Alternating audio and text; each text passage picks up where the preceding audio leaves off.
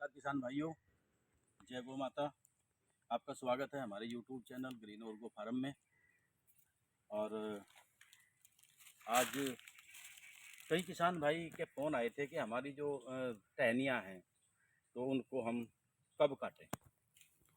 किसान भाइयों, मैं आपको बताना चाहता हूँ कि जैसा मौसम फ़िलहाल चल रहा है, बरसात बहुत ज़्यादा है। चूँकि आप देख रहे हैं इसमें हमने चारा लगाया था लेकिन चारा इसमें नहीं हो पाया है। और हम आज यहाँ खड़े हैं, आज तारीख है आपका 29 जुलाई 29 जुलाई तारीख है। और ये करीब 1 साल 5 साढ़े 5 महीने के पेड़ ये हो गए हैं। इसकी गुड़ाई मैं आपको बताऊं तो मेरी 8 इंच की है। 8 दूनी 16, 16 और जी ये आपका 4, 16 4 20। कोई 20 इंच का पौधा है, कोई 22 इंच का पौधा है। और इसमें जैसे आप ये प्लांटेशन दिखाने की कोशिश करें, ये दिखाओ इधर भी आहिस्ता से। 24 इंच तक के पौधे 1.5 साल में 24 इंच तक का पौधा हो गया। अब इसके लिए विशेष क्या था, क्यों हुआ ऐसा? एक तो मैं आपको बताना चाहता हूँ कि ये जो टहनियाँ आप देख रहे हैं, ये चूँकि पौधा पत्तों से भोजन बनाता है, बड़ी साफ सी बात है। और हमने इन टहनियों को ऊपर तक काट दिया तो इसकी मोटाई नहीं होगी। और जब मोटाई नहीं होगी तो वेट नहीं लेगा, और मोटाई कम होने की वजह से बढ़ेगा ज़्यादा, तो आंधी में टूटना और आंधी तूफान में गिरने की संभावनाएं ज़्यादा रहेगी।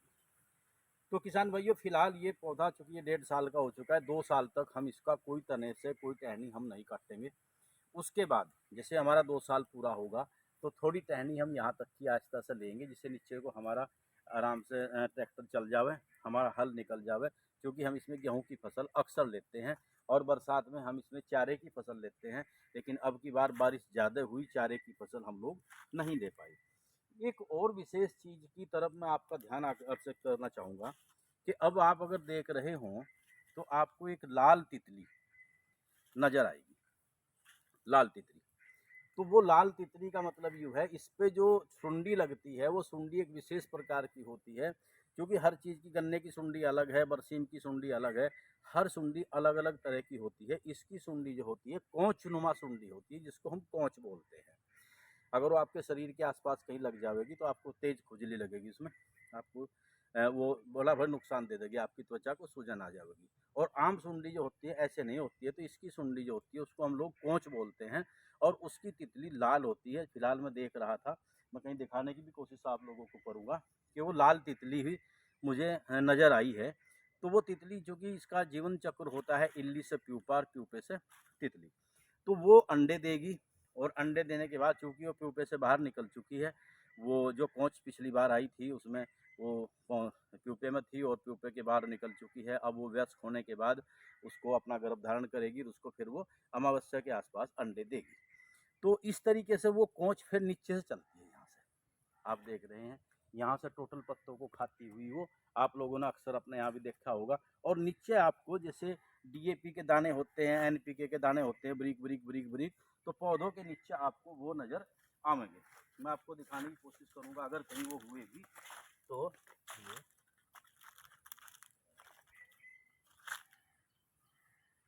ये इस तरह के, वो इस तरह जैसे डीएपी के और एनपीके के दाने होते हैं, इस तरह के दाने वो छोटे छोटे होंगे। तो इस तरह से वो आपके नीचे, पौधे के नीचे आपको नज़र आएंगे। तो होता क्या है कि वो जो ये कोंच है या उसको हम सुंडी बोलते हैं, वो पौधे के पत्तों को खाती चली जाएगी, ऊपर को होती चली जाएगी, और कई बार तो दोबारा मोड़ भी आ जाती है। यही कंडीशन हमारी नर्सरी में रहती है, जो हमारी प्लांटेशन में है। तो किसान भाइयों, जिन लोगों ने कोरोजन लगाई है उसमें आने की संभावना कम है।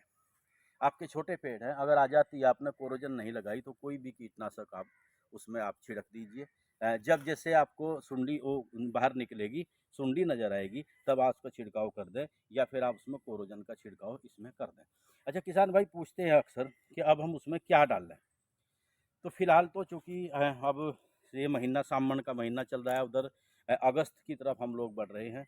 अब बारिश थोड़ा हल्की पड़ेगी और हम अपने इसमें अपना हैरो, चूँकि इसमें टीलर से मैं आपको बताऊं कि निषेध है। टीलर से आप बुआई करेंगे तो जो कोमल जड़ें हैं वो बाहर निकल जाएंगी और वो टूट जाएंगी, पेड्डे का नुकसान होगा, वहाँ घाव बनेगा, घाव बनने से आपकी पूरी ख़राब हो सकती है। तो आप हैरों से जुताई इसमें करेंगे तो आप इसमें जो है गेहूँ जिसने लगाना हो तो उसके लिए वो जुताई करेगा। फिर भी आप अभी मौसम का आप ध्यान रखें, अभी मौसम खुला नहीं है और इतने तक मौसम नहीं खुलता, इतने तक आप इसमें कोई जुताई फ़िलहाल आप इसमें ना करें। और फिलहाल अगर आपने कोई खाद डालने में इसमें आप अगर डीएपी डाल देंगे, मैं आपको बताऊं, कई साथी मुझे पूछते हैं कि हम डीएपी डाल दें क्या। डीएपी में नाइट्रोजन होता है और आपकी फास्फोरस होती है। तो जो नाइट्रोजन है वो जड़ के पास चला जाता है, लेकिन फास्फोरस हमारे खेत में यथास्थिति ज्यों का तो इतने तक जड़ उसके पास नहीं जाएगी, वो उसको ग्रहण नहीं करेगी। तो इसलिए डीएपी आप ऊपर डाल रहे हैं तो कोई फ़ायदा नहीं है। हाँ, अगर आपके पास हमारी जो कुरढ़ी का खाद होता है गला हुआ, अच्छा आपका देसी खाद है, गौ माता का खाद है, आपका अगर वर्मी कंपोस्ट है, तो उसको आप यहाँ पर डाल सकते हैं। डाल, क्योंकि बारिश होगी, बारिश में उसका पानी नीचे जाएगा, उसको जो ज़मीन पिएगी और जड़ों को लगेगा। लेकिन रासायनिक खाद की जहाँ तक बात है, अगर आपने डीएपी एनपीके डाला तो वो भी ऊपर ऊपर रहेगा, तो इसमें कोरोजन तो आपकी काम कर सकती है, बराबर है। छिड़काव का कोई खाद अगर आप लेंगे वो भी कर सकता है, लेकिन ऊपर पौधे पर आप छिड़काव कैसे करेंगे। तो मेरा कहने का मतलब ये है कि हम पौधे की देख रेख फिलहाल ये करेंगे कि हम इसकी जुताई मत करें, ये नीचे की टहनियाँ फिलहाल हम ना काटें, कोंच का हम विशेष ध्यान रखें, क्योंकि अगर हमारे पत्ते खाने शुरू कर दिए तो हमारी पौधे की बढ़वार जो है वो उसमें प्रभावित होगी। तो किसान भाइयों, हम ऐसी जानकारी जो कि समय समय पर जिस चीज़ की ज़रूरत पड़ती है उसको हम आप लोगों के बीच लेकर के आएंगे। और जब भी जुताई करें तो आप इसमें रोटावेटर से करें या फिर आप हैरों से जुताई करें, टीलर से आप जुताई ना करें। और इन टहनियों को जब तक पतझड़ ना हो, यानी कि नवंबर के बाद, दिसंबर के बाद, हम जनवरी में, फरवरी में इसको थोड़ा थोड़ा यहाँ तक हम 4-4, 5-5 फुट तक हम इसको निकाल देंगे, क्योंकि हमें मोटाई भी चाहिए। अब इस पौधे की अगर मैं बात करूँ तो इसकी 16 या 21 इंच इसकी है, तो यानी कि 20, 19, 22, 23, बहुत कुछ पौधे 24 इंच तक भी पहुँच गए हैं। आप इधर प्लांटेशन आहिस्ता आहिस्ता इधर प्लांटेशन दिखाने की कोशिश करें, तो हतोत्साही मत हों, पौधा अपने हिसाब से चलेगा। अगर ज़रूरत से ज़्यादा आप लोग उसमें लागत देंगे तो ज़रूरत से ज़्यादा, इधर दिखाऊँ थोड़ा, ज़रूरत से ज़्यादा लागत देने पर पौधा गिर सकता है आपका, उस पर वज़न ज़्यादा हो सकता है। अब इसकी ये कंडीशन नहीं रही, अब इसको हमने, ये आप दिखावें तो बहुत अच्छी प्लांटेशन ये चल रही है। तो साथियों, तो आप इस बात का ध्यान दें। हाँ, जब आप जुताई करें तो मैं आपको विशेष रूप से बताना चाहूँगा कि एक वो आता है आपका जिप्सम आता है, जो सरकारी गोदाम पर आपके मिल जाता है, जिसको मैं अक्सर किसान भाइयों को बताता हूँ। जिप्सम क्या करता है, एक तो आपके ज़मीन के अंदर जो मुलायमियत है, पोलापन है, उसको बढ़ाता है। आपकी ज़मीन भुरभुरापन लेती है, उसकी हार्डनेस कम होती है, उसमें कैल्शियम होता है, सल्फ़र होता है प्रचुर मात्रा में। तो वो अगर आपने ज़्यादा सोख करना है तो आप जैसे जुताई करें, आप गेहूँ लगाएँ, इसके बाद चारा लगाएँ, जो भी लगाएँ, तो आप इसमें जिप्सम आप ज़रूर डालें। बाकी तो आप डीएपी वगैरह तो आप अक्सर डालते रहते हैं। लेकिन अब जो कंडीशन है, अब कंडीशन ये है कि अब आप खाद पौधे की जड़ में न डाल करके पूरे खेत में बिखेर कर डालें, क्योंकि अब आगे आने वाले टाइम में इसकी जड़ें पूरे खेत में रहेंगी। तो किसान भाइयों, अगर आपका कोई सवाल और भी है इसके अलावा, कुछ किसान भाई मुझे पूछते रहते हैं, तो आप पूछ सकते हैं, कमेंट भी कर सकते हैं।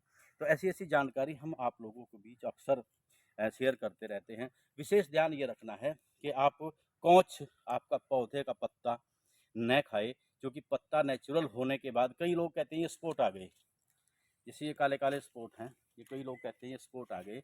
ये स्पॉट किसी बीमारी की वजह से नहीं है, ये देखो आप, ये बारिश ज़्यादा हुई है उसकी वजह से है।